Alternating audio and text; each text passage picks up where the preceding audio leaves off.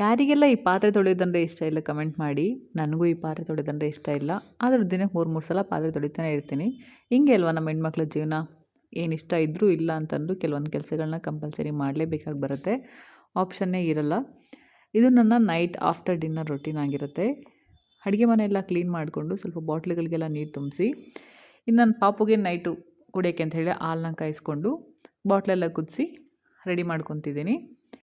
Groceries ಕೂಡ ಖಾಲಿ ಆಗಿತ್ತು, ಅದನ್ನು ಫಿಲ್ ಮಾಡ್ಕೊಳ್ಳೋಣ ಅಂತ ಸ್ಟಾರ್ಟ್ ಮಾಡಿಕೊಂಡೆ.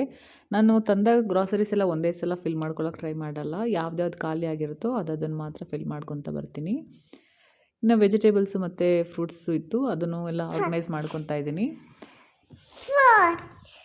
ತರಕಾರಿಗಳಲ್ಲಿ ಯಾವ್ದು ಕಟ್ ಮಾಡಿ ಇಟ್ಕೋಬೇಕಾಗತ್ತೆ ಅದನ್ನು ಕಟ್ ಮಾಡಿ, ಇನ್ನೆಲ್ಲ ಕರಿಬೇವಿನ ಸೊಪ್ಪುಗಳನ್ನೆಲ್ಲ ಒಂದು ಬಾಕ್ಸ್ಗಳಿಗೆಲ್ಲ ಸ್ಟೋರ್ ಮಾಡ್ಕೊಂಡು ಇಟ್ಕೊಂಡೆ. ಇದೆಲ್ಲ ಮುಗಿಯೋಷ್ಟು ಟೈಮ್ ಆಯಿತು. ಇನ್ನು ಹಾಲನ್ನ ಆರಿಸಿ ಬಾಟ್ಲಿಗೆ ಹಾಕೊಂಡಿದ್ದಾಯಿತು. ಇವತ್ತಿನ ವಿಡಿಯೋ ಇಷ್ಟೇ, ಮತ್ತೆ ಸಿಗ್ತೀನಿ ನೆಕ್ಸ್ಟ್ ವಿಡಿಯೋದಲ್ಲಿ. ಬಾಯ್.